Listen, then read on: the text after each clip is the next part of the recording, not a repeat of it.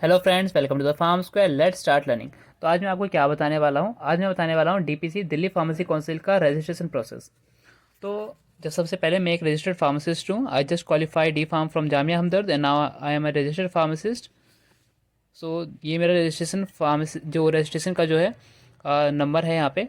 ये Delhi pharmacy council की जो स्टैंप लगी है। तो मैं आज आपको प्रोसेस बताऊँगा कि कैसे आपको जो है रजिस्ट्रेशन करवाना है अपना। तो सबसे पहले आप फॉर्म भरिए। फॉर्म के लिए आपको दिल्ली फार्मेसी काउंसिल जो इस वीडियो के डिस्क्रिप्शन में लिंक है, वहाँ जाइए। और अगर आपको उससे पहले कुछ रिक्वायरमेंट्स हैं वो फुलफ़िल करने होंगे। तो सबसे पहले नंबर वन क्या है? नंबर वन है आपके पास होना चाहिए एक ट्रेनिंग सर्टिफिकेट। ट्रेनिंग सर्टिफिकेट जो आपने कहीं भी हॉस्पिटल में या इंडस्ट्री में करी है उसका सर्टिफिकेट होना चाहिए। सेकंड है आपके पास जो है आपने डी फार्म या बी फार्म करा है उसकी मार्कशीट होनी चाहिए। जैसे कि ये मार्कशीट है मेरे पास। ट्रेनिंग सर्टिफिकेट ये रहा मेरे पास ट्रेनिंग सर्टिफिकेट। और आपके पास होना चाहिए प्रोविज़नल सर्टिफिकेट। प्रोविज़नल सर्टिफिकेट अगर आपने जहाँ से भी जो है अपना डी फार्म कराया बी फार्म कराया वहाँ का प्रोविज़नल सर्टिफिकेट। जैसे कि मैंने जामिया हमदर्द से किया है तो मेरे पास जामिया हमदर्द का प्रोविज़नल सर्टिफिकेट है। उसके बाद आपके पास 10th की मार्कशीट होनी चाहिए। जैसे कि मेरे पास 10th की मार्कशीट है।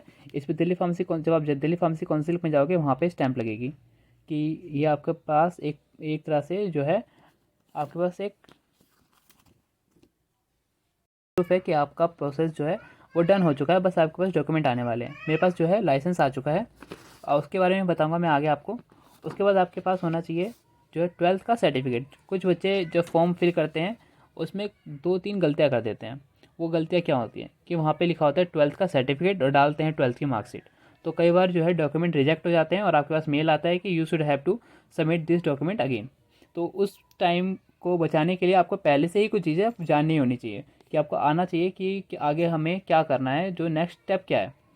तो कुछ कुछ चीज़ें आपके पास होनी चाहिए। जैसे कि सबसे पहले ट्रेनिंग सर्टिफिकेट, 12th का जो है आपका certificate, provisional certificate of your college, either you have pass D pharm और B pharm, and 10th marksheet. ये आपके पास कुछ जो डॉक्यूमेंट है ये होने ही चाहिए। सेकंड जो गलती क्या करते हैं, कई बच्चे जो होते हैं उत्तराखंड के हैं, दिल्ली में रजिस्ट्रेशन चाहते हैं। तो इसके लिए आपको क्या करना पड़ेगा, या आप हो आपने कॉलेज दिल्ली में किया है, मान लेते हैं कि मैंने दिल्ली में कॉलेज किया है और मैं हरियाणा का हूँ। तो जो एड्रेस प्रूफ है मेरे पास हरियाणा का है।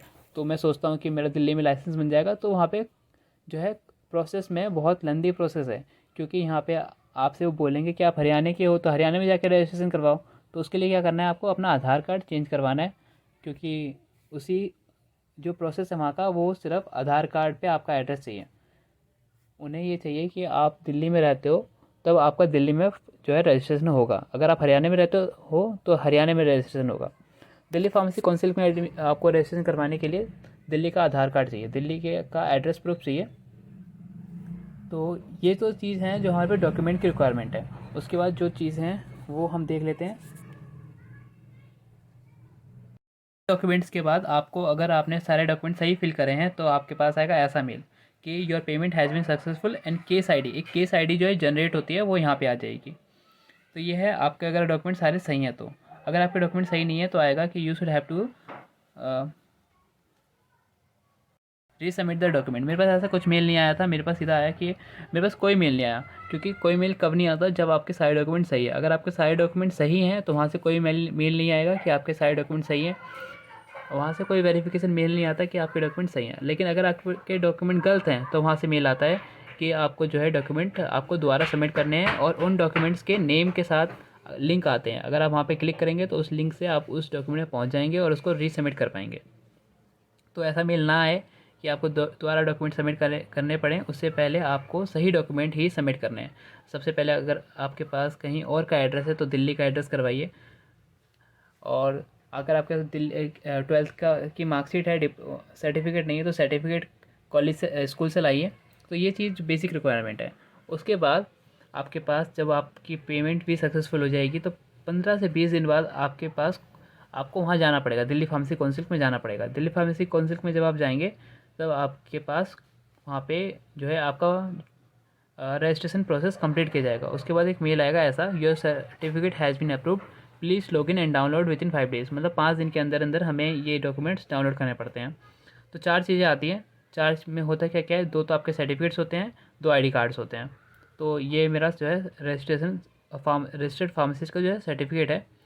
इसमें क्या क्या लिखा है, इसमें नाम होता है, आपका एड्रेस होता है और ऐसा फ़ोटोज़ होती है जिससे कि आपको ये बार कोड है, बार कोड को स्कैन करके सारी इन्फॉर्मेशन ली जा सकती है। तो ये सारा प्रोसेस है। सबसे पहले आपको डॉक्यूमेंट सारे सही करने हैं, सारे डॉक्यूमेंट हो जाएँ उसके बाद आप अप्लाई करिए। अप्लाई करने के बाद फ़ीस सबमिट करिए। फ़ीस सबमिट करने के बाद ऐसा मेल आएगा जिसमें आपकी पेमेंट सक्सेसफुल होगी। अगर आपके पास कोई ऐसा मैसेज नहीं, मेल नहीं आता है जिसमें लिखा हो कि आपके डॉक्यूमेंट जो है आपको रीसबमिट करने हैं, तो आप 15 से 20 दिन बाद वहाँ जाइए दिल्ली फार्मेसी काउंसिल में, और वहाँ जाके अपना प्रोसेस आगे का क्या होता है। वहाँ जाने के बाद आपको आपके जो ये डॉक्यूमेंट सबमिट किए हैं ना, वो सारे डॉक्यूमेंट वहाँ दिखाने होते हैं। वहाँ दिखा के आपके इन डॉक्यूमेंट पे स्टैंप लग जाएगी, जैसे अभी मैंने दिखाई थी आपको, स्टैंप लग जाएगी। स्टैंप लगने के बाद विद इन 5 to 7 डेज़ आपके पास एक मेल आएगा जिसमें कि लिखा होगा your certificate has been approved. तो ये सारा प्रोसेस है, लेंथी प्रोसेस है, लेकिन कई बच्चों का होता है कि विद इन द 7 डेज़, आज आपने अप्लाई किया, 4-5 दिन बाद आपके पास पेमेंट का कन्फर्मेशन मेल आ गया, 8-10 दिन बाद आप गए वहाँ से सर्टिफिकेट इशू हो गया, 5-6 दिन बाद आपका जो है मेल आ गया कि आप डॉक्यूमेंट डाउनलोड कर लीजिए। तो विद इन 15 डेज़ भी जो प्रोसेस कंप्लीट हो जाता है, और विद इन 7 डेज़ भी। तो लेकिन ज़्यादा से ज़्यादा अगर आपके सारे डॉक्यूमेंट सही हैं तो विद इन अ मंथ आपके पास सर्टिफिकेट आ जाएगा। तो अपने सारे डॉक्यूमेंट सही रखिए और अप्लाई करिए। Best of luck. एंड अगर आपको ये इन्फॉर्मेशन सही लगी है और रिलायबल लगी है तो आप इस चैनल को सब्सक्राइब करें। और अगर आपको ये जानना है कि हमें इंटर्नशिप कहाँ करनी चाहिए, तो बहुत सारी हमारे पास वीडियोस हैं जिसमें हमने बेसिक बताया है कि आपको कैसे जो है इंटर्नशिप किसी गवर्नमेंट हॉस्पिटल में, अच्छे गवर्नमेंट हॉस्पिटल में या डिस्पेंसरी में करनी चाहिए। उसका जो है लिंक डिस्क्रिप्शन बॉक्स में है। So please subscribe our channel and thanks for watching, keep supporting, thanks everyone.